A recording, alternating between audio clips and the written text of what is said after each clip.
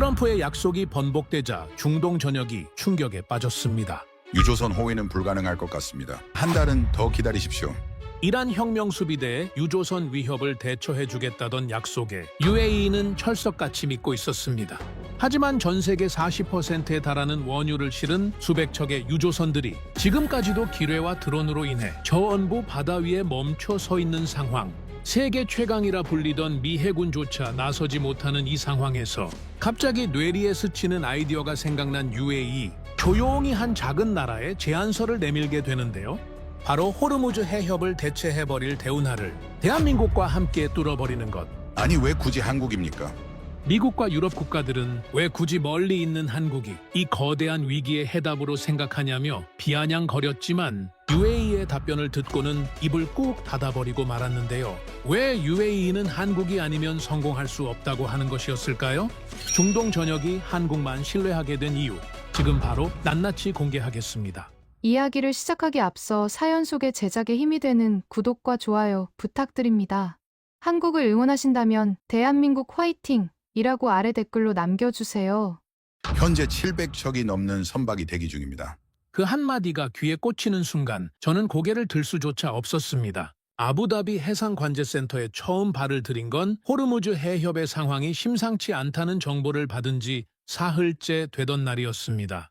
수십 개의 모니터가 세면의 벽을 가득 채우고 있었고 각각의 화면 위에는 바다 위를 떠다니는 선박들의 위치가 실시간으로 표시되고 있었습니다. 선박 자동 식별 시스템인 AIS가 보내는 신호들이 지도 위의 점으로 찍히는 방식입니다. 그 점 하나하나가 실제로 바다 위에 떠 있는 선박 한 척입니다. 그런데 그날 화면에 찍힌 수백 개의 점들은 움직이지 않았습니다. 하나가 아니었습니다. 두 개도 아니었습니다. 수백 개의 점들이 거의 같은 좌표에 고정된 채 그저 깜빡이고 있었습니다. 처음에는 시스템 오류가 아닐까 생각했습니다. 이 규모가 현실일 리 없다는 본능적인 거부감이었을 겁니다. 저 점들이 전부 선박입니까? 담당자가 망설임 없이 고개를 끄덕였습니다. 시스템 오류가 아닙니다. 지금 저 배들 모두 실제로 바다 위에 있습니다. 대기 중입니다. 호르무즈 해협은 지도 위에서 보면 그리 위협적으로 느껴지지 않는 곳입니다. 이란 남쪽 끝과 오만 북쪽 사이에 놓인 겉보기엔 그저 좁고 길쭉한 바다. 폭은 약 33km. 그러나 초대형 유조선이 실제로 통과할 수 있는 항로는 양방향 각각 4km에 불과합니다. 왕복 4차선 고속도로와 맞먹는 너비입니다. 그 좁은 길 하나를 통해 전 세계 원유 물동량의 약 20%가 흘러갑니다.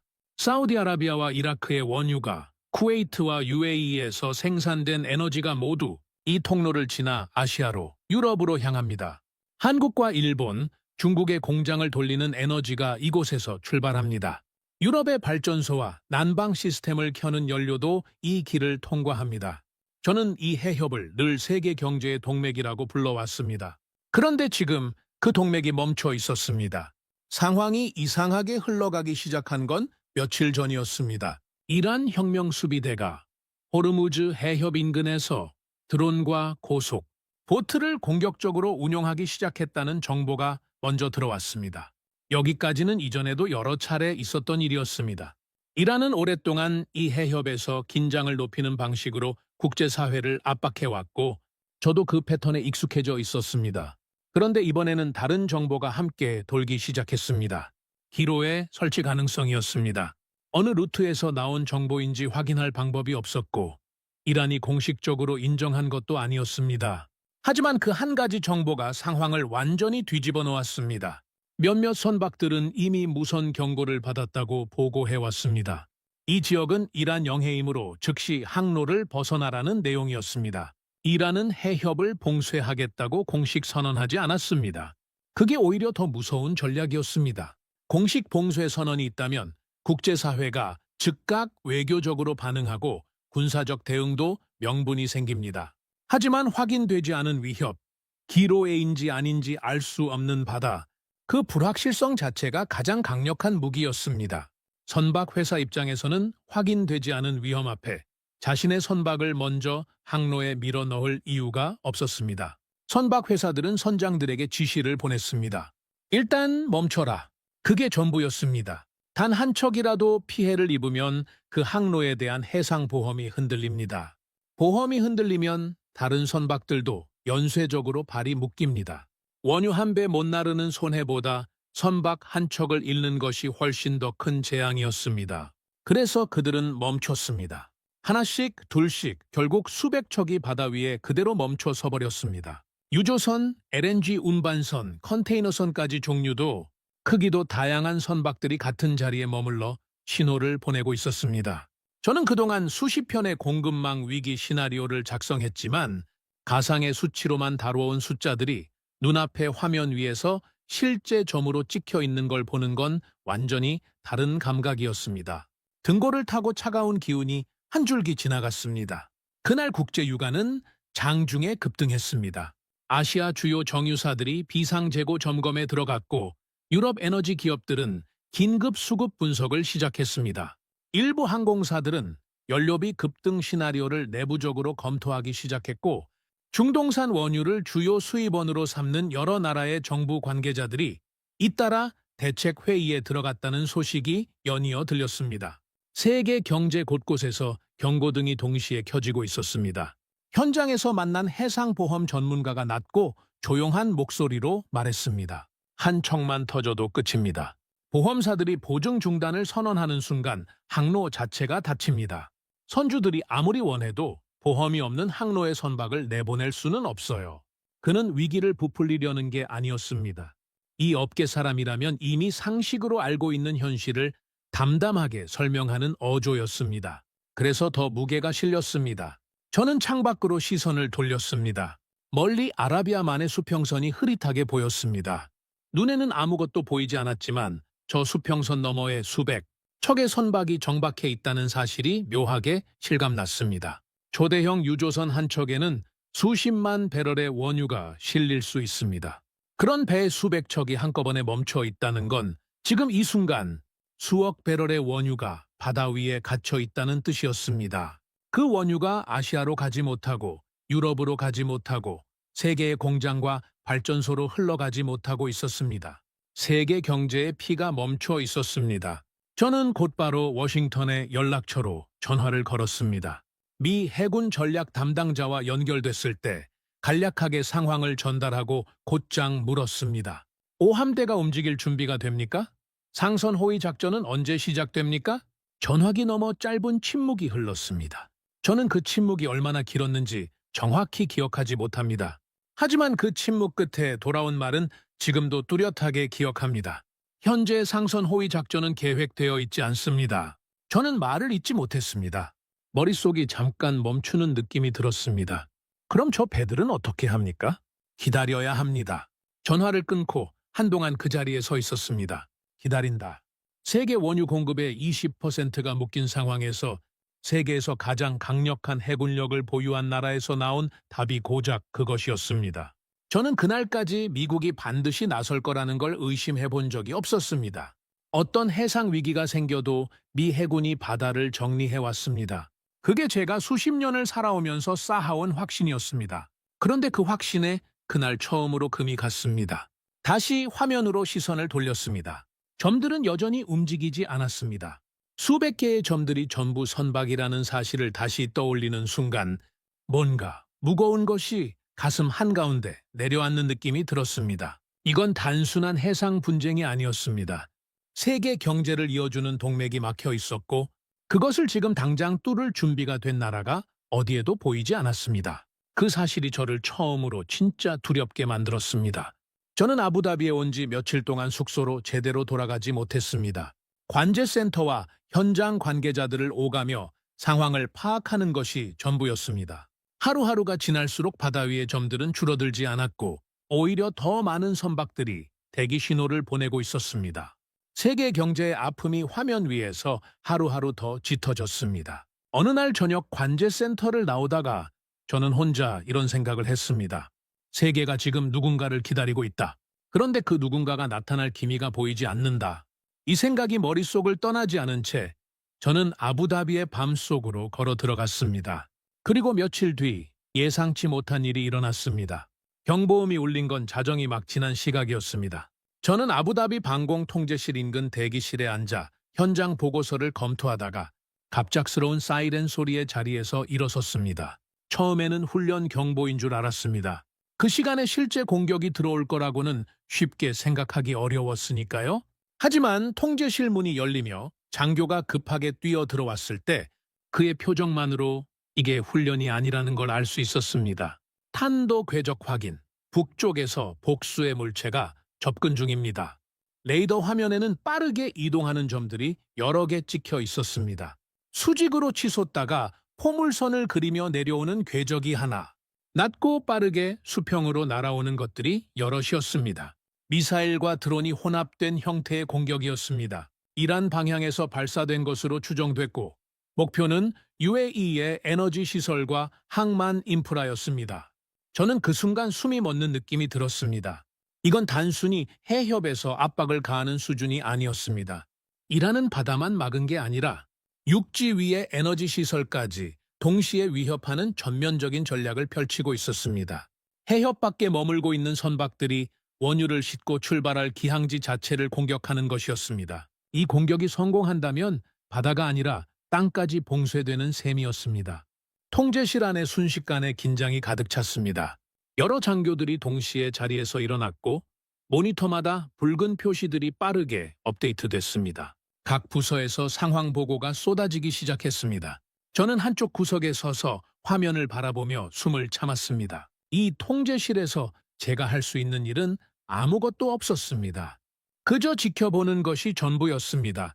방공체계가 가동되기 시작했습니다. 한 장교가 침착하면서도 단호한 목소리로 말했습니다. 요격 준비, 청웅 시스템 확인. 저는 그 단어를 듣는 순간 고개를 들었습니다. 청궁. 그 이름은 제가 익숙하게 들어온 미국이나 유럽의 방공 시스템 이름이 아니었습니다. 패트리어트도 아니고 사드도 아니었습니다. 에이지스 계열 시스템 이름도 아니었습니다. 청궁이라는 이름은 적어도 제 기억 어느 서랍에도 들어있지 않은 단어였습니다. 하지만 지금 그것을 물어볼 상황이 아니었습니다. 레이더 화면에는 접근하는 점들이 초 단위로 좌표를 바꾸며 계속 이동하고 있었습니다. 고도가 낮아지며 목표를 향해 빠르게 내려오고 있었습니다. 통제실 안의 공기가 한층 더 팽팽해졌습니다. 누군가 숨을 들이쉬는 소리가 들렸습니다. 아니면 제 자신의 소리였는지도 모릅니다. 방공 장교가 낮고 단호한 목소리로 명령을 내렸습니다. 발사 개시. 그리고 몇 초 뒤 레이더 화면에서 접근하던 점들이 하나씩 사라지기 시작했습니다. 하나. 그리고 또 하나. 또 하나. 각각의 점이 사라질 때마다 통제실 안의 긴장이 조금씩 아주 천천히 풀리기 시작했습니다. 아무도 큰 소리를 내지 않았습니다. 하지만 그 조용한 침묵 안에 안도가 담겨 있다는 것을 저도 느낄 수 있었습니다. 한참 뒤 장교가 상황을 정리했습니다. 공격은 드론과 탄도미사일 혼합 형태였습니다. 요격률 약 96%. 저는 그 숫자를 듣고 잠시 말을 잃었습니다. 96%. 방공 시스템에서 96%라는 요격률은 업계 기준으로 보면 거의 믿기 어려운 수치입니다. 100%는 이론적으로도 불가능에 가깝고 90%를 넘기는 것조차 현장에서는 쉽게 달성하기 어렵다는 걸 저는 이 분야에서 오래 일하면서 직접 확인해 왔습니다. 저는 장교에게 다가가 물었습니다. 96%가 맞습니까? 한국 시스템입니까? 그는 고개를 끄덕였습니다. 맞습니다. 천궁2입니다. 잠시 정적이 흘렀습니다. 저는 다시 물었습니다. 미국 시스템이 아닌 겁니까? 그는 미소를 지으며 고개를 저었습니다. 아닙니다. 한국이 만든 겁니다. 생각보다 많이 조용한 나라죠. 저는 그 말을 듣고 레이더 화면을 다시 바라봤습니다. 접근하던 점들이 사라진 자리에는 아무것도 남아있지 않았습니다. 한국이 이 공격을 막았다고 그 생각을 떠올리는 것 자체가 저에게는 낯선 경험이었습니다. 저는 이 일을 하면서 평생 미군 장비와 유럽 방산 시스템의 이름에 익숙해져 있었습니다. 청웅이라는 이름은 제 기억 어느 서랍에도 없었고 한국이 중동의 방공망 한가운데에 자리 잡고 있다는 것도 한 번도 진지하게 생각해 본 적 없는 이야기였습니다. 한국은 제 머릿속에서 어떤 나라였을까요? 탁월한 제조업 국가, 반도체와 조선으로 유명한 경제 강국. 하지만 국제 안보의 판을 실질적으로 바꾸는 나라, 사막의 하늘을 지키는 나라라는 이미지는 제 안에 없었습니다. 그런데 그날 밤 통제실 레이더 화면 앞에서 그 인식이 조금씩 흔들리기 시작했습니다. 통제실 밖으로 나왔을 때 밤 공기가 서늘했습니다. 사막의 밤은 낮과 달리 차가웠고 하늘에는 별이 선명하게 박혀 있었습니다. 저는 잠시 그 하늘을 올려다봤습니다.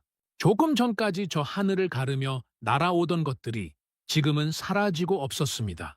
그것들을 막아낸 시스템의 이름이 천궁이었습니다. 저는 자리에 서서 조용히 중얼거렸습니다. 한국이 이 공격을 막았다고. 그 말이 스스로도 실감나지 않아 한 번 더 되뇌었습니다.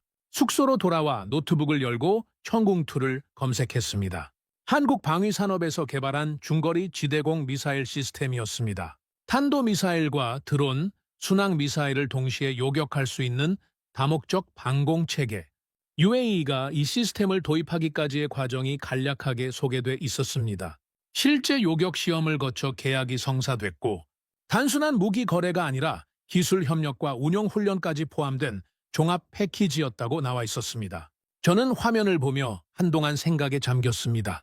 UAE는 이 시스템을 그냥 사들인 게 아니었습니다. 함께 운용할 수 있을 만큼의 신뢰를 쌓은 뒤에 도입한 것이었습니다.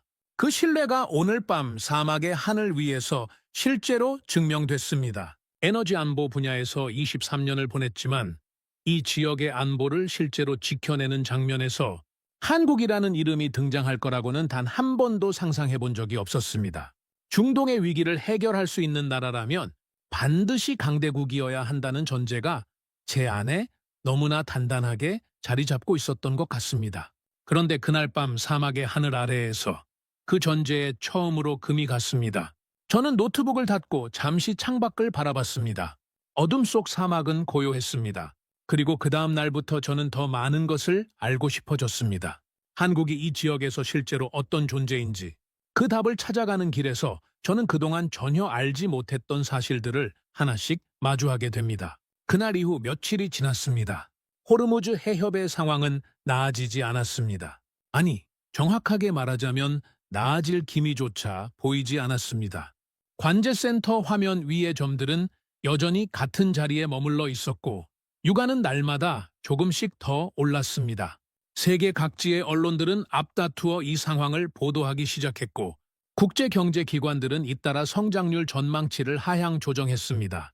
그리고 이 상황이 길어지면 길어질수록 전 세계의 시선이 향하는 곳은 하나였습니다. 미국이었습니다. 구체적으로는 바레인에 사령부를 두고 있는 미 해군 5호 함대였습니다. 페르시아만과 홍해, 그리고 인도양 일부를 관할하는 이 함대는 냉전 이후 중동 해역의 질서를 실질적으로 유지해온 조직이었습니다. 유조선이 위협을 받으면 호위에 나섰고 해적 문제가 불거지면 진압 작전을 이끌었습니다. 해상 자유 항행을 보장하는 것이 이 함대의 존재 이유였고 그 역할을 수십 년간 해온 것도 사실이었습니다. 그러니 선박 회사들이 가장 먼저 떠올린 선택지가 미 해군이었던 건 당연한 일이었습니다. 해운사들은 공식 채널과 비공식 채널을 모두 동원해 같은 요청을 보냈습니다. 상선 호위 작전을 시작해달라는 것이었습니다. 이 요청은 하루가 아니라 며칠에 걸쳐 반복됐습니다. 저도 직접 확인하고 싶었습니다. 제가 갖고 있는 연락처 중 가장 신뢰할 수 있는 미 해군 전략 담당 장교에게 다시 전화를 걸었습니다. 지금 5함대가 해협 근처에 있다는 건 알고 있습니다. 호위 작전을 시작할 수 있는 겁니까? 잠시 숨을 고르는 소리가 들렸습니다. 그리고 그가 말했습니다. 헤이스 박사, 저도 그 요청을 받고 있습니다. 그럼 움직입니까? 그는 말을 잠시 끊었습니다. 전화기 너머 짧은 침묵이 흘렀습니다. 위험이 너무 큽니다. 저는 다시 물었습니다. 기로에 때문입니까? 기로에만이 아닙니다. 드론, 고속보트, 대한미사일까지 좁은 해협에서 대형 함정이 움직이면 우리도 위험합니다. 이 해협은 너무 좁습니다. 저는 그 말을 듣고 잠시 아무 말도 하지 못했습니다. 그 대화 이전까지 저는 미 해군의 침묵이 정치적 판단 때문이라고 생각했습니다. 개입하지 않겠다는 전략적 선택이거나 외교적 신호를 보내는 방식이거나 그런데 지금 제가 듣고 있는 건 그게 아니었습니다. 이 해협이 좁아서 위험하다는 말이었습니다. 세계에서 가장 강력한 해군이 좁다는 이유로 멈춰 있다는 말이었습니다. 전화를 끊고 저는 한동안 창밖을 바라봤습니다. 생각해보면 그 말이 완전히 틀린 것은 아니었습니다. 호르무즈 해협의 실제 항로폭은 3.7km입니다. 미 해군의 항공모함 전단이 기동하기에 그 공간은 실제로 좁습니다. 대형 함정이 밀집된 선박들 사이를 천천히 이동한다는 건 그 자체가 좋은 표적이 된다는 뜻입니다. 이란의 대함 미사일 사거리 안에서 움직이는 것이고 드론대의 공격에도 노출되는 것입니다. 하지만 알고 있다는 것과 그것을 실제로 듣는 건 다른 일이었습니다. 그 며칠 뒤 아부다비에서 만난 해운업계 관계자가 답답함을 숨기지 않고 말했습니다. 미국이 못한다고 하면 누가 이 항로를 여는 겁니까? 유럽입니까? 유럽도 군함 몇 척 파견한 걸로 끝입니다. 중국은 자기 배만 챙기고 있고요. 그의 말은 사실이었습니다. 유럽 여러 나라들도 이 상황에 우려를 표명하고 있었지만 실질적인 행동은 제한적이었습니다. 몇몇 나라가 소규모 호위 함정을 파견하는 방안을 검토 중이라는 소식이 들렸지만 호르무즈 해협 전체를 커버하기에는 턱없이 부족한 규모였습니다. 중국은 자국 선박 보호를 최우선으로 움직이고 있었고 러시아는 이 혼란을 오히려 방이는 듯한 분위기였습니다. 세계가 기다리는 함대는 움직이지 않았고 세계는 그 공백을 채울 다른 선택지를 찾지 못하고 있었습니다.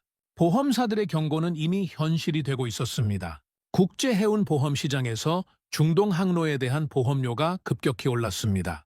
일부 보험사들은 호르무즈 해협 통과 선박에 대한 신규 보험 인수를 잠정 중단했습니다.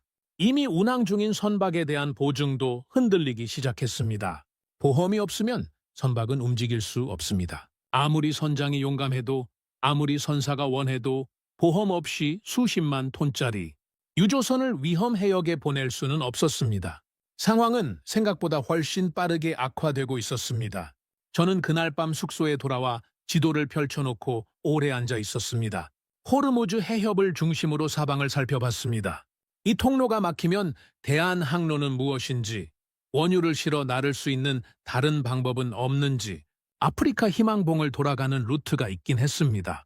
하지만 그 길은 거리가 훨씬 길었고 추가되는 시간과 비용은 감당하기 어려운 수준이었습니다. 일부 원유는 육상 송유관을 통해 우회 수송이 가능했지만 그것도 물량에 한계가 있었습니다. 결국 지도 위에 시선이 멈추는 건 항상 같은 자리였습니다.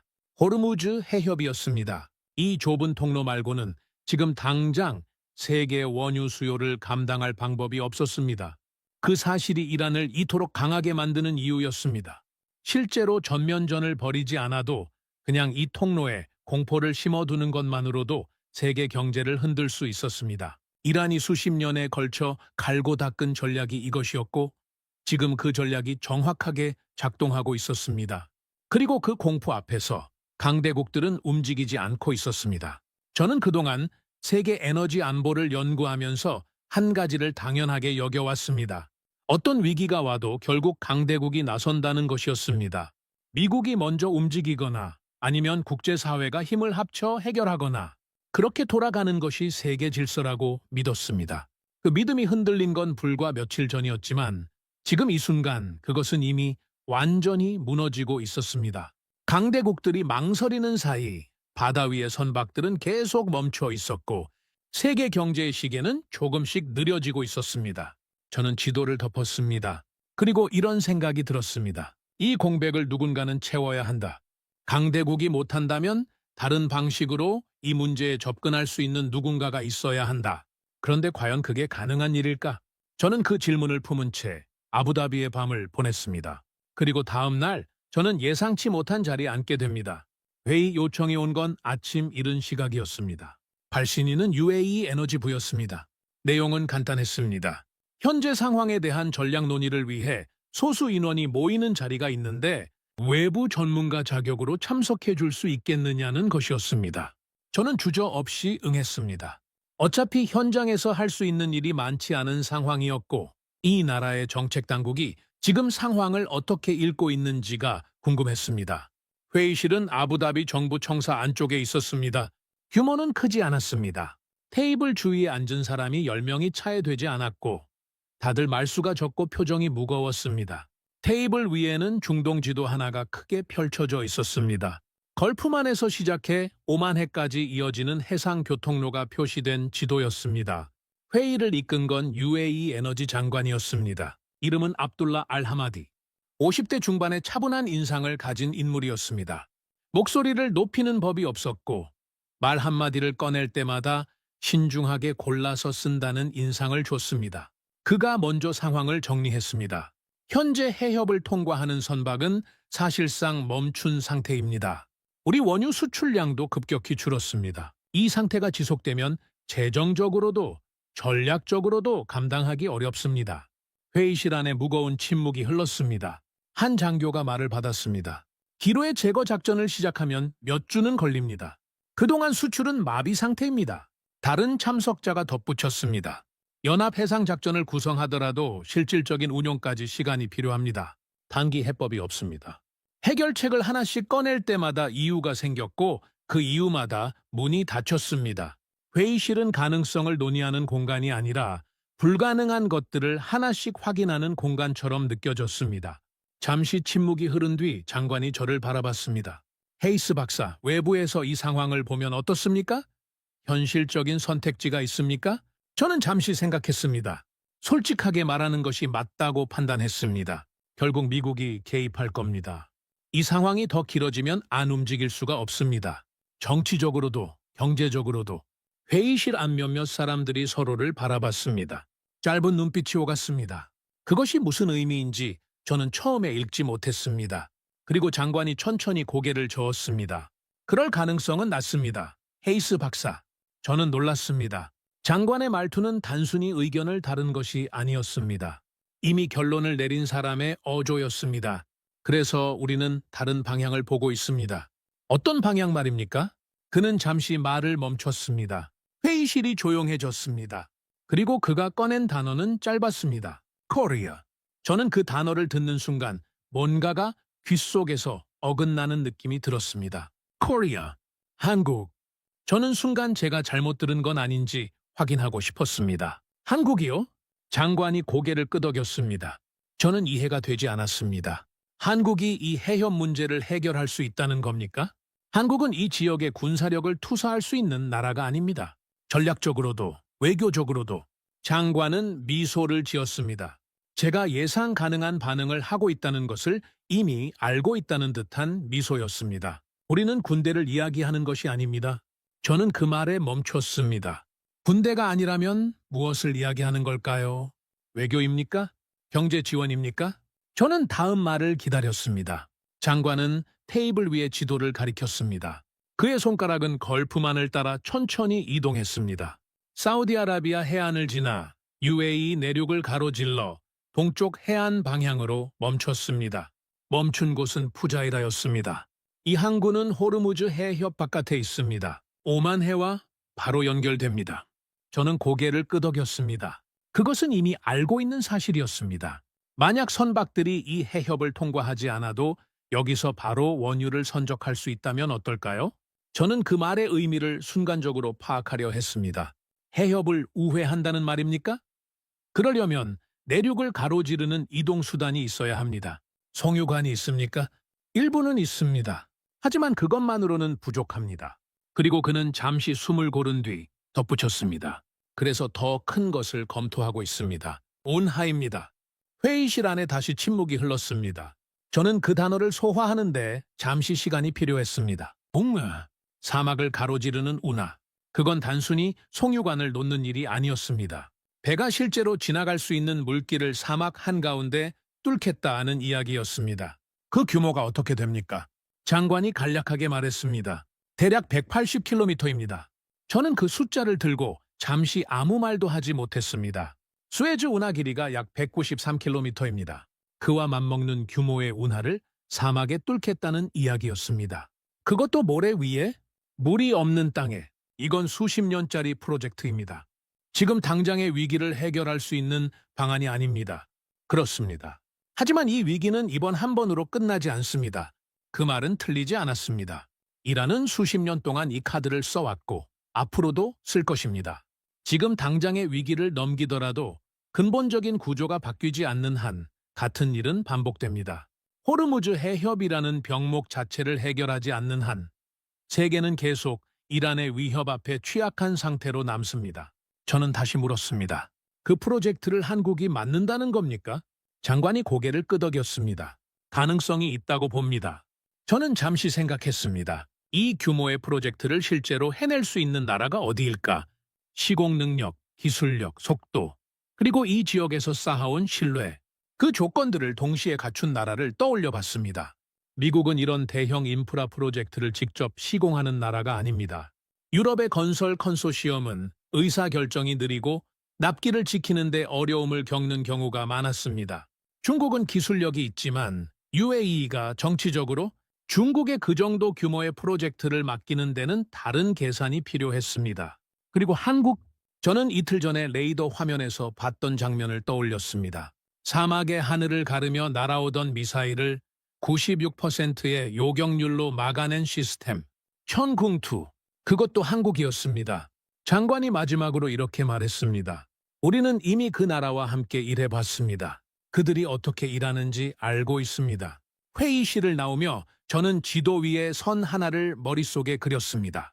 걸프만에서 사막을 가로질러 오만해로 이어지는 선, 그 선이 현실이 된다면 세계 해상 물류의 지도가 달라집니다. 호르무즈 해협은 여전히 좁겠지만 그것이 더 이상 유일한 통로가 아니게 됩니다. 저는 그 생각을 품은 채 청사 밖으로 나왔습니다. 뜨거운 사막의 햇살이 눈앞을 환하게 채웠습니다. 그리고 저는 직접 확인하기로 결심했습니다. 회의에서 들은 이야기가 진짜인지, 한국이 이 사막에서 실제로 무엇을 했는지 그 답을 눈으로 보고 싶었습니다. 차가 아부다비 시내를 벗어나자마자 풍경이 바뀌었습니다. 도로 양옆으로 펼쳐진 건 모래였습니다. 끝이 보이지 않는 모래와 그 위를 내리쬐는 햇살뿐이었습니다. 사막이라는 단어를 수백 번 들어봤어도 그 안에 실제로 들어서는 순간의 감각은 말로 설명하기 어렵습니다. 세상이 온통 하나의 색으로만 이루어진 것 같은 느낌, 방향 감각이 조금씩 흐려지는 느낌. 저는 조수석 창밖을 바라보며 이 땅에 뭔가를 짓는다는 게 어떤 일인지 생각해 봤습니다. 차 안에는 UAE 현장 엔지니어 파이살 라시드가 함께 타고 있었습니다. 회의가 끝난 뒤 장관실 측에서 붙여준 안내 담당자였습니다. 30대 중반의 조용한 사람으로 말수는 적었지만 현장에 대해선 누구보다 잘 알고 있는 인물이었습니다. 이 지역에서 태어나 자랐고 바라카 원전이 착공될 때부터 현장을 지켜봐 온 사람이라고 했습니다. 저는 차가 달리는 동안 물었습니다. 얼마나 더 가야 합니까? 파이살이 앞을 바라보며 답했습니다. 조금 있으면 보일 겁니다. 뭐가 말입니까? 그는 짧게 웃으며 말했습니다. 한국이 만든 것들입니다. 그 대답이 묘하게 마음에 걸렸습니다. 한국이 만든 것들. 사막 한가운데 한국이 만든 무언가가 있다는 말이 여전히 낯설게 느껴졌습니다. 저는 창밖으로 시선을 돌렸습니다. 모래밖에 없었습니다. 그리고 1시간쯤 지났을 때 지평선 위에 뭔가가 나타났습니다. 처음에는 신기루인 줄 알았습니다. 사막에서 열기가 만들어내는 착시 현상이라고 생각했습니다. 하지만 차가 가까워질수록 그것은 사라지지 않았습니다. 오히려 더 선명해졌습니다. 거대한 콘크리트 돔 구조물들이 사막 위에 줄지어 서 있었습니다. 하나가 아니었습니다. 4개가 나란히 서 있었고 그 주위로 거대한 부속 시설들이 이어져 있었습니다. 저는 자신도 모르게 중얼거렸습니다. 저게 원전입니까? 파이살이 고개를 끄덕였습니다. 바라카 원자력 발전소입니다. 저는 잠시 말을 잃었습니다. 사막 한가운데 원전이 서 있다는 사실 자체가 눈앞의 장면과 머릿속의 상식 사이에서 충돌을 일으키는 느낌이었습니다. 원전은 강가에 짓거나 바닷가에 짓는다는 고정관념이 있었습니다. 냉각수가 필요하기 때문입니다. 그런데 눈앞에는 모래밖에 없는 사막 위에 원전이 서 있었습니다. 냉각수는 어떻게 해결합니까? 바다가 가깝습니다. 여기서 몇 킬로미터 안 됩니다. 해수를 끌어와 냉각하고 일부는 담수화해 재활용합니다. 차가 통제구역 입구에서 멈췄습니다. 신원 확인 절차를 거친 뒤 안으로 들어갔습니다. 시설 안으로 들어서자 규모가 더 실감났습니다. 돔 하나의 높이가 건물 10층을 훌쩍 넘었습니다. 그 주위를 관리시설과 송전 설비, 그리고 냉각 구조물들이 둘러싸고 있었습니다. 현장 관리자들이 분주하게 움직이고 있었고 이 시설이 단순히 건설된 것이 아니라 지금 이 순간에도 계속 운영되고 있다는 게 느껴졌습니다. 저는 파이살에게 물었습니다. 이 정도 규모면 건설에 얼마나 걸렸습니까? 보통 이런 규모의 원전은 최소 40개월에서 60개월까지 걸립니다. 경우에 따라선 더 길어지기도 하고요. 저는 고개를 끄덕였습니다. 그건 저도 대략 알고 있는 수치였습니다. 그럼 이 시설은 얼마나 걸렸습니까? 파이살이 잠시 웃었습니다. 한국이 공사를 맡은 뒤 26개월 만에 1호기를 완공했습니다.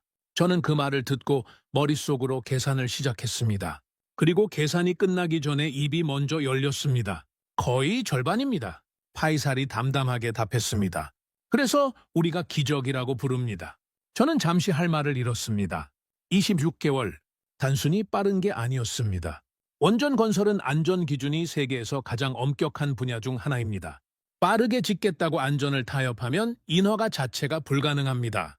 그 기준을 모두 충족하면서 절반의 시간에 해냈다는 건 단순히 인력을 2배로 투입한다고 되는 일이 아니었습니다. 공정 설계 자체가 달라야 하고 자재 조달과 품질 관리 시스템이 그에 맞게 정교하게 돌아가야 합니다.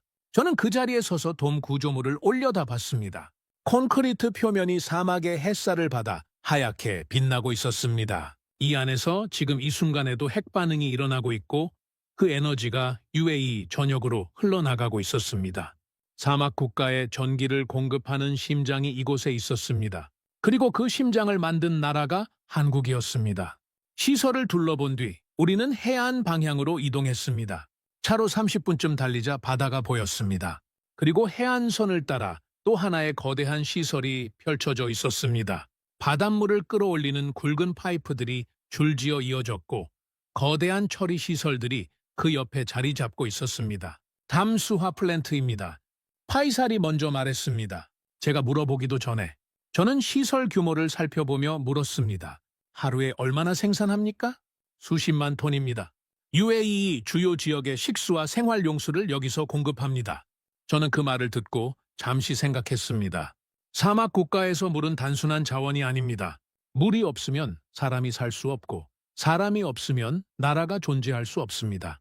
UAE는 연간 강수량이 극히 낮은 나라입니다. 이곳에서 수십만 톤의 물을 매일 만들어낸다는 건 국가 생존의 조건을 직접 생산하고 있다는 뜻이었습니다. 저는 물었습니다. 이 시설도 한국입니까? 파이살이 고개를 끄덕였습니다. 맞습니다. 저는 잠시 아무 말도 하지 않았습니다. 전기를 만들고 물을 만든다. 사막에서 국가가 존재하기 위한 2가지 핵심 조건을 한국이 만들어 놓고 있었습니다. 우리는 담수화 플랜트 근처의 전망대로 올라갔습니다. 거기서 바라보면 바다 쪽으로 시설 전체가 한눈에 들어왔습니다. 그리고 반대편으로는 내륙 쪽으로 끝없는 사막이 펼쳐졌습니다. 바다와 사막 사이에 이 거대한 시설들이 놓여 있었습니다. 저는 파이살에게 물었습니다. UAE가 한국을 신뢰하는 이유가 이겁니까? 그는 잠시 바다를 바라보다가 말했습니다. 단순한 신뢰가 아닙니다. 그리고 천천히 덧붙였습니다. 우리는 이미 함께 이 나라를 만들었습니다. 저는 그 말을 듣고 한동안 말이 나오지 않았습니다. 함께 나라를 만들었다는 표현은 외교적 수사가 아니었습니다. 실제로 이 땅 위에 전기를 공급하는 원전이 있고 국민이 마시는 물을 만드는 플랜트가 있었습니다. 이것들이 없으면 지금의 UAE는 지금의 모습이 아니었을 것입니다. 저는 돔 구조물 방향으로 시선을 돌렸습니다. 아까보다 거리가 멀어졌지만 그 윤곽은 사막의 하늘 위에서 여전히 또렷하게 보였습니다. 그 순간 회의실에서 들었던 말이 다시 떠올랐습니다. 해법은 한국이라는 말이. 처음 그 말을 들었을 때는 이해가 되지 않았습니다. 하지만 지금 이 자리에 서서 바라보고 있으니 그 말이 아주 틀린 이야기는 아닐 수도 있겠다는 생각이 들었습니다. 한국은 이미 이 사막에서 역사를 만들어가고 있었습니다. 저는 전망대를 내려오면서 파이살에게 한 가지를 더 물었습니다. 이 정도 성과가 있다면 UAE 내부에서 한국을 더 큰 프로젝트의 파트너로 보는 시각이 있겠군요. 파이살이 고개를 돌려 저를 바라봤습니다. 더 큰 것이 있습니다. 무엇입니까? 그는 짧게 웃었습니다. 그건 다른 이야기가 필요합니다. 차로 돌아오면서 저는 오늘 본 것들을 머릿속에서 정리해봤습니다. 원전, 담수화 플랜트. 이 2가지만으로도 이미 놀라운 이야기였습니다. 그런데 파이살은 더 큰 것이 있다고 했습니다. 그 더 큰 것이 무엇인지 저는 다음 이야기를 기다렸습니다. 차가 사막 위의 도로를 달리기 시작했습니다. 저는 창밖으로 사라져가는 돔의 윤곽을 바라보다가 이런 생각을 했습니다. 어쩌면 이 사막이 한국을 설명하는 가장 정직한 공간일지도 모른다. 말이 아니라 실제로 만들어진 것들이 여기서는 그대로 눈에 보였습니다. 바라카를 떠나기 전날 저녁, 파이살이 먼저 말을 꺼냈습니다. 헤이스 박사, 아까 더 큰 이야기가 있다고 했는데 오늘 밤 들어볼 의향이 있습니까? 저는 고개를 끄덕였습니다. 대화는 시설 인근의 작은 회의 공간에서 이루어졌습니다. 창밖으로 사막이 보였고 하늘에는 별이 빼곡했습니다. 파이살은 말을 꺼내기 전에 잠시 조용히 앉아 있었습니다. 헤이스 박사, 한 가지 물어봐도 됩니까? 물론입니다. 다른 나라들이 UAE에 무기를 팔 때 그냥 팔고 떠납니까? 아니면 남아서 함께 씁니까? 저는 그 질문의 방향이 어디를 향하는지 직감했습니다. 대부분은 팔고 떠납니다. 훈련 지원이나 기술 이전이 따라오는 경우도 있지만 실제 운용 단계까지 같이 남는 경우는 드뭅니다. 파이살이 고개를 끄덕였습니다. 그래서 차이가 납니다. 그는 잠시 말을 멈췄다가 이어갔습니다. 얼마 전 이란이 우리를 공격했습니다. 헤이스 박사도 통제실에서 그날 밤을 함께 보냈으니 알 겁니다. 저는 고개를 끄덕였습니다. 잊을 수 없는 밤이었습니다. 그날 밤 하늘에서 무엇이 그것들을 막았는지 기억합니까? 천궁투입니다. 맞습니다. 파이살은 테이블 위에 놓인 휴대전화를 꺼냈습니다. 짧은 영상 하나를 재생했습니다. 밤하늘을 배경으로 섬광이 지나가고 공중에서 무언가가 폭발하는 장면이었습니다. 소리는 없었지만 그 장면은 충분히 생생했습니다. 저는 며칠 전 통제실에서 레이더 화면으로만 봤던 그 순간이 실제로는 이런 모습이었다는 걸 처음으로 눈으로 확인했습니다. 파이살이 영상을 끄고 말했습니다. 저는 그날 이 영상을 보면서 한 가지 생각을 했습니다. 어떤 생각입니까? 저 시스템이 여기 없었다면 어땠을까 하는 생각입니다. 저는 그 말의 무게를 충분히 느낄 수 있었습니다. 96%의 요격률, 나머지 4%가 어디로 향했는지 생각하면 그 4%가 에너지 시설에 닿았다면 어떤 결과가 됐을지, 그것은 단순히 물리적 피해의 문제가 아니었습니다. 상징적으로도 전략적으로도 완전히 다른 국면으로 넘어가는 일이었습니다. 저는 물었습니다. 천궁 시스템을 도입하기까지 어떤 과정이 있었습니까? 파이살이 말했습니다. UAE 군 관계자들이 직접 한국으로 날아갔습니다. 참관 수준이었습니까? 아닙니다. 실제 요격 시험을 요청했습니다. 저는 그 말이 의외였습니다. 무기 도입 과정에서 실제 요격 시험을 요청하는 경우는 드뭅니다. 시연 수준에서 계약이 이루어지는 것이 보통입니다. 어디서 시험을 했습니까? 한국 공군 시험장입니다. 유도탄을 실제로 발사하고 청웅이 그것을 요격하는 시험이었습니다. 우리 관계자들이 직접 그 자리에서 봤습니다. 결과는요? 파이살이 짧게 말했습니다. 성공이었습니다. 그래서 계약이 진행됐습니다. 저는 잠시 생각했습니다. 직접 가서, 직접 보고 그 결과로 계약을 맺는다는 건 단순히 성능을 확인하는 것 이상의 의미가 있었습니다. 이 나라가 그 시스템에 자국의 하늘을 맡기겠다는 결정을 내리기 위해 직접 눈으로 보는 과정이 필요했다는 뜻이었습니다. 그리고 그 과정을 통과한 시스템이 천궁이었습니다. 저는 다음 질문을 꺼냈습니다. 계약 내용이 단순히 무기 거래였습니까? 파이살이 잠시 생각하다가 말했습니다. 단순하지 않았습니다. 그는 낮은 목소리로 덧붙였습니다. 우리는 원유도 함께 제공했습니다. 저는 그 말을 듣고 눈을 들어 그를 바라봤습니다. 원유를요? 약 400만 배럴입니다. 저는 그 숫자를 듣고 잠시 아무 말도 하지 않았습니다. 단순한 무기 수출 계약이라면 대금을 현금으로 지불하면 됩니다. 그런데 원유를 제공했다는 건 이 거래의 성격 자체가 달랐다는 뜻이었습니다. 무기와 에너지를 교환한 것이었고, 그것은 두 나라가 단순한 거래 상대를 넘어서는 관계에 있다는 신호였습니다. 저는 생각을 정리하며 물었습니다. 그럼 이건 방산 거래가 아닙니다. 파이살이 고개를 끄덕였습니다. 안보 협력입니다. 그 두 단어가 회의 공간 안에 조용하게 떠돌았습니다. 안보 협력. 방산 거래와 안보 협력의 차이는 크습니다. 방산 거래는 돈을 주고 장비를 사는 것입니다. 안보 협력은 그 나라의 안전을 함께 책임지겠다는 약속을 주고받는 것입니다. UAE는 한국에게 자국의 하늘을 맡겼고 한국은 그 하늘을 실제로 지켜냈습니다. 파이살이 이야기를 이어갔습니다. 한국은 우리에게 전기를 만들었습니다. 그는 손가락을 하나 접었습니다. 물을 만들었습니다. 그리고 잠시 멈췄다가 말했습니다. 그리고 우리 하늘을 지켰습니다. 세 가지를 순서대로 말하는 그의 목소리에는 감정이 없었습니다. 담담했습니다. 오히려 그 담담함이 더 묵직하게 들렸습니다. 이건 고마움을 표현하는 말이 아니었습니다. 사실을 나열하는 말이었습니다. 실제로 일어난 일들을 순서대로 설명하는 것이었습니다. 저는 조용히 물었습니다. 그래서 무엇을 믿는다는 겁니까? 파이살이 저를 바라봤습니다. 그리고 단호하게 말했습니다. 한국이라면 더 큰 일도 해낼 수 있다는 것입니다. 그 말을 듣는 순간 저는 회의실에서 들었던 장관의 말을 떠올렸습니다. 180km의 운하, 사막을 가로질러 오만 해로 이어지는 물길.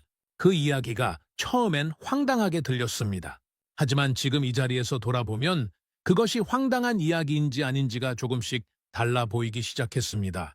전기를 만들었습니다. 물을 만들었습니다.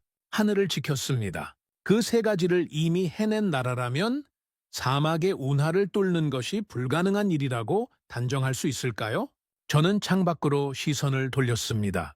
사막의 밤하늘이 보였습니다. 며칠 전 저 하늘을 가르며 날아오던 미사일들이 지금은 흔적도 없이 사라진 자리였습니다.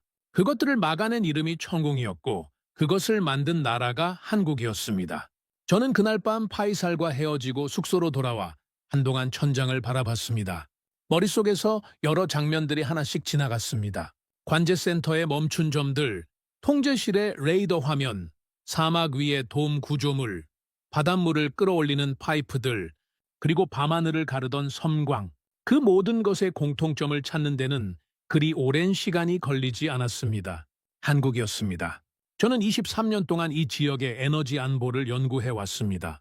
하지만 한국이 이 지역에서 이만큼의 존재감을 쌓아놓고 있다는 사실을 저는 여기 오기 전까지 제대로 알지 못했습니다. 알고 있다고 생각했는데 사실은 표면만 훑고 있었던 것 같았습니다. 경제 강국, 제조업 강국이라는 틀로만 한국을 봐왔고 그 너머를 들여다볼 생각을 하지 않았습니다. 그런데 이 사막은 달랐습니다. 여기서 한국은 말이 아니라 실제로 만들어진 것들로 존재했습니다. 저는 눈을 감았습니다. 그리고 이런 생각을 했습니다. 이 여정이 아직 끝나지 않았다. 파이살이 말한 더 큰 이야기, 장관이 언급한 운하, 그리고 이 모든 것이 어떻게 연결되는지를 아직 다 보지 못했습니다. 내일부터 그 마지막 조각들을 찾아야 했습니다. 며칠 뒤 저는 다시 아부다비 정부 청사 회의실로 불려갔습니다. 이번에는 분위기가 조금 달랐습니다. 처음 회의 때의 무거움과는 달리 어딘가 조심스러운 긴장감이 흘렀습니다. 뭔가를 처음으로 꺼내 보이려는 사람들 특유의 분위기였습니다. 테이블 위에는 지난번과 같은 중동 지도가 펼쳐져 있었지만 이번에는 그 위에 손으로 그은 듯한 선이 하나 추가돼 있었습니다. 걸프만 안쪽에서 시작해서 UAE 내륙을 길게 가로지른 뒤 동쪽 해안으로 빠져나가는 선이었습니다. 저는 자리에 앉으며 그 선을 바라봤습니다. 이 선이 무엇입니까? 압둘라 알-하마디 장관이 조용히 답했습니다. 우리가 진지하게 검토 중인 계획입니다. 저는 지도를 더 가까이 들여다봤습니다. 선의 시작점은 걸프만 안쪽, UAE 서쪽 해안 근처였습니다. 그리고 그 선은 사막을 가로질러 동쪽으로 이어졌습니다. 끝은 푸자이라였습니다. 호르무즈 해협 바깥에 위치한 항구 도시. 해협을 통과하지 않고 여기로 바로 나가겠다는 겁니까? 맞습니다. 장관은 스크린을 향해 고개를 끄덕였습니다. 화면에 새로운 자료가 떠올랐습니다. 지형 데이터와 경로 분석, 그리고 예상 규모가 간략하게 정리된 자료였습니다. 총 길이 약 180km. 저는 그 숫자를 보고 잠시 눈을 감았다가 다시 떴습니다. 아까 지도 위에서 봤을 때도 느꼈지만 숫자로 확인하니 또 다른 충격이 왔습니다. 수에즈 운하의 길이가 약 193km입니다. 그 운하를 건설하는데 10년 이상의 시간과 수만 명의 인력이 투입됐습니다. 그리고 수에즈는 흙을 파는 일이었습니다. 이곳은 사막입니다. 단단하게 굳어진 모래와 암반, 극한의 기온, 그리고 물이 없는 땅입니다. 기술적 난이도가 비교 자체가 어려웠습니다. 수에즈보다 어렵겠군요. 장관이 담담하게 말했습니다. 그보다 더 어려울 수도 있습니다. 회의실 안에 잠시 침묵이 흘렀습니다. 저는 입을 열었습니다. 이 정도 프로젝트를 현실적으로 실행할 수 있는 나라가 어디입니까? 기술력과 속도, 그리고 이 지역에서의 신뢰를 동시에 갖춘 나라. 한 UAE 전략 담당자가 먼저 말했습니다. 미국은 이런 대형 인프라를 직접 시공하는 나라가 아닙니다. 다른 참석자가 덧붙였습니다. 유럽 컨소시엄은 의사결정이 느립니다. 지난번 경험으로 우리는 이미 알고 있습니다. 저는 그 말들을 들으며 조용히 앉아 있었습니다. 그리고 장관이 저를 바라봤습니다. 헤이스 박사는 어떻게 생각합니까? 저는 이미 어느 정도 예상하고 있었습니다. 한국입니까? 장관이 고개를 끄덕였습니다. 그렇습니다. 저는 생각을 정리하며 말했습니다. 한국의 건설 능력은 압니다. 중동에서 수십 년간 대형 프로젝트를 해왔고 바라카 원전에서 속도와 정밀도를 동시에 증명했습니다. 하지만 이건 원전이 아닙니다. 운하입니다. 사막을 가로지르는 물길을 뚫는 일입니다. 장관이 말했습니다. 그렇기 때문에 지금 당장 착공을 말하는 것이 아닙니다. 타당성 분석과 설계 단계부터 시작해야 합니다. 하지만 그 단계를 맡길 나라, 그리고 실제 공사를 맡길 나라를 우리는 이미 정해놓고 있습니다. 저는 잠시 생각했습니다. 그리고 물었습니다. 사실 이미 일부 우호의 수단은 있지 않습니까? 아부다비에서 푸자이라로 이어지는 송유관이 있는 것으로 알고 있습니다. 장관이 고개를 끄덕였습니다. 맞습니다. 약 360km짜리 송유관이 이미 운영 중입니다. 원유는 일부 우회 수송이 가능합니다. 그는 잠시 멈췄습니다. 하지만 그것은 원유만 가능합니다. LNG는 안 됩니다. 컨테이너는 안 됩니다. 그 외 물자들도 마찬가지입니다. 송유관은 파이프 안으로 흐르는 액체 하나만 옮길 수 있습니다. 저는 그 말을 듣고 머릿속에서 계산을 시작했습니다. 원유만이 아닙니다. 호르무즈 해협을 통과하는 건 유조선만이 아닙니다. LNG 운반선, 컨테이너선, 화학제품 운반선까지 모든 종류의 선박이 이 통로를 씁니다. 운하가 생긴다면 그 모든 선박이 해협을 우회할 수 있게 됩니다. 저는 조용히 말했습니다. 이건 단순한 운하가 아닙니다. 장관이 저를 바라봤습니다.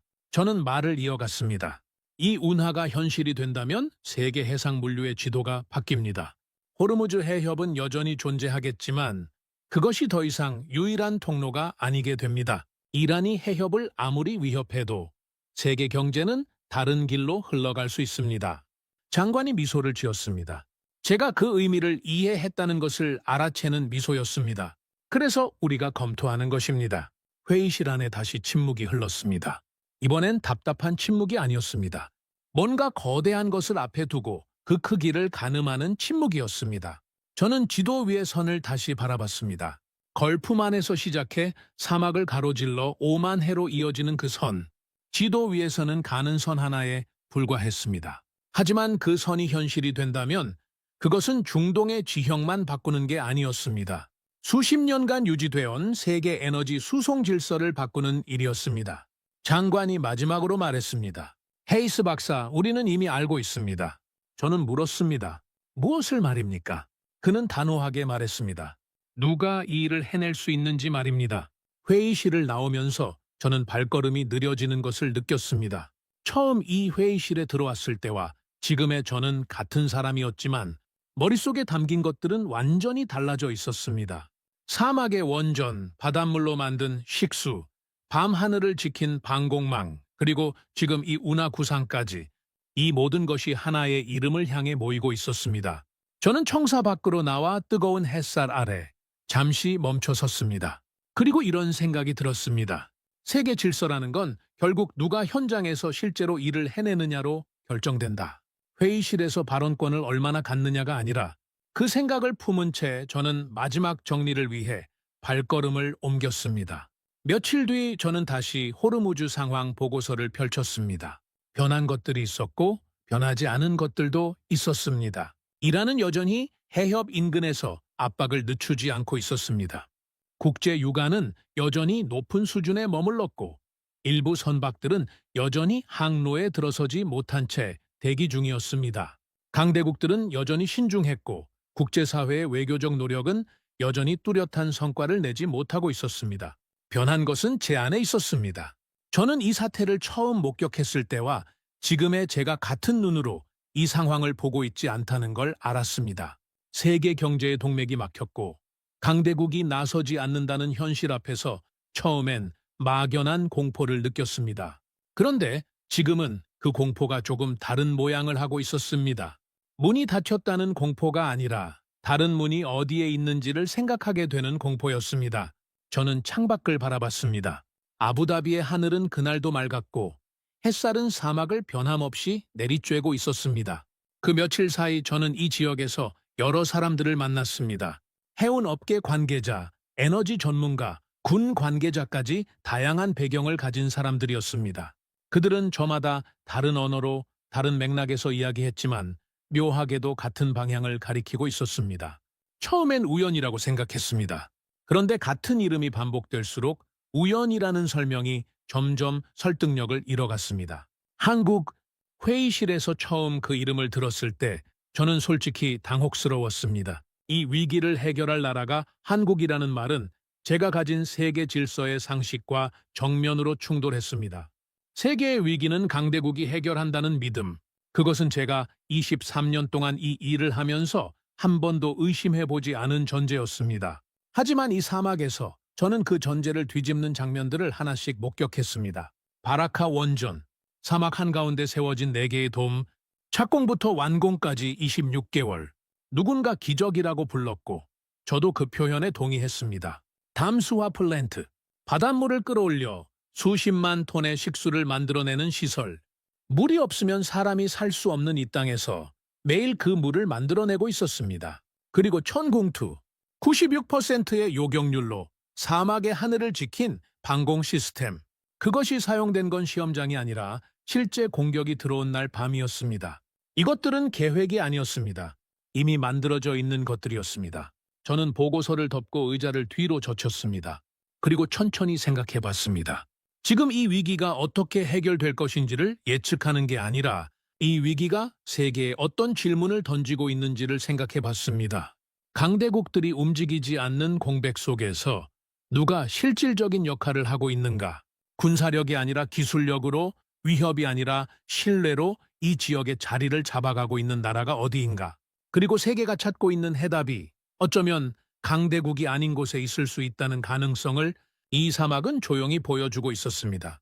저는 이 일을 시작하기 전 이 지역을 둘러싼 문제는 미국이 해결할 것이라고 믿었습니다. 그 믿음은 단순히 미국에 대한 신뢰가 아니라 강대국 중심의 세계 질서에 대한 믿음이었습니다. 힘 있는 나라가 결정하고 나머지가 따라가는 구조. 그 구조 안에서 한국 같은 나라는 좋은 파트너가 될 수 있어도 판자이체를 바꾸는 역할을 한다는 것은 상상하기 어려웠습니다.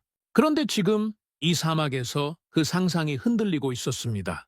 저는 파이살이 마지막에 했던 말을 다시 떠올렸습니다. 한국은 우리에게 전기를 만들었습니다. 물을 만들었습니다. 그리고 우리 하늘을 지켰습니다. 3가지였습니다. 국가 존립의 기반인 에너지, 생존의 조건인 물, 그리고 안전을 보장하는 방공. 이 3가지를 실제로 만들어내고 지켜낸 나라, 그것이 이 지역 사람들이 한국에 갖는 신뢰의 뿌리였습니다. 오랜 시간에 걸쳐 말이 아니라 실제로 해낸 것들로 쌓인 신뢰였습니다. 그 신뢰 위에서 지금 180km 운하 이야기가 나오고 있었습니다. 사막을 가로질러 세계 물류 지도를 바꿀 수도 있는 물길, 호르무즈 해협이 막혀도 세계 경제가 흘러갈 수 있는 우회로. 그것이 현실이 된다면 이 지역의 지정학적 구조 자체가 달라집니다. 이란이 수십 년간 손에 쥐어온 카드의 힘이 약해집니다. 세계 경제가 단 하나의 좁은 통로에 의존하는 취약성이 줄어듭니다. 그리고 그 일을 해낼 수 있는 나라로 이 지역 사람들은 한국을 지목하고 있었습니다. 저는 한동안 창밖을 바라봤습니다. 멀리 사막의 지평선이 보였습니다. 아무것도 없는 것처럼 보이는 그 땅 어딘가에 이미 만들어진 것들이 있었습니다. 원전이 있고 플랜트가 있고 하늘을 지키는 시스템이 있었습니다. 그리고 어쩌면 그 땅 위에 운하가 뚫리는 날이 올 수도 있었습니다. 저는 자리에서 일어나 짐을 챙기기 시작했습니다. 아부다비에서의 일정이 마무리되고 있었습니다. 워싱턴으로 돌아가면 보고서를 써야 했습니다. 그런데 이번 보고서는 지금까지 썼던 것들과 달라질 것 같았습니다. 호르무즈 위기를 분석하는 보고서이지만 그 안에서 가장 중요한 발견은 해협이 아니었습니다. 한국이었습니다. 저는 가방을 들고 숙소 문을 열었습니다. 복도 끝 창문으로 햇살이 쏟아지고 있었습니다. 그 빗속을 걸어가면서 저는 조용히 생각했습니다. 세계는 항상 강대국이 움직인다고 믿어왔습니다. 저도 그 믿음 안에 오래 머물렀습니다. 하지만 지금 이 사막은 다른 이야기를 하고 있었습니다. 크게 말하지 않아도, 앞에 나서지 않아도 실제로 일을 해내는 나라가 결국 신뢰를 얻는다는 이야기, 그리고 그 신뢰가 쌓이면 세상이 예상하지 못한 방향에서 판이 바뀐다는 이야기. 저는 중동에서 수많은 에너지 위기를 연구해 왔습니다. 그리고 대부분의 해결책은 언제나 강대국에서 나왔습니다. 하지만 이번에는 조금 달랐습니다. 사막에서 저는 원전을 보았고, 바닷물을 식수로 만드는 시설을 보았으며, 밤하늘을 가르는 미사일을 막아낸 방공망도 보았습니다. 그 모든 것의 공통점은 하나였습니다. 한국이었습니다. 어쩌면 세계는 아직 잘 모르고 있는지도 모릅니다. 지금 이 순간에도 조용히 판을 바꾸고 있는 나라가 어디인지 말입니다. 이 이야기를 끝까지 함께 해주신 여러분께 한 가지 여쭤보고 싶습니다.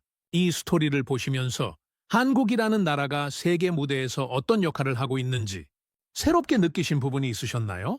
말 대신 결과로, 선언 대신 현장으로, 세계가 어렵다고 포기한 자리에 조용히 들어가 해내는 나라. 그것이 우리가 자랑스럽게 부를 수 있는 대한민국입니다. 구독과 좋아요로 응원해 주시면 더욱 재미있는 이야기로 찾아뵙겠습니다. 해외 감동 사연을 소개해드리는 스페셜 코리아였습니다. 감사합니다.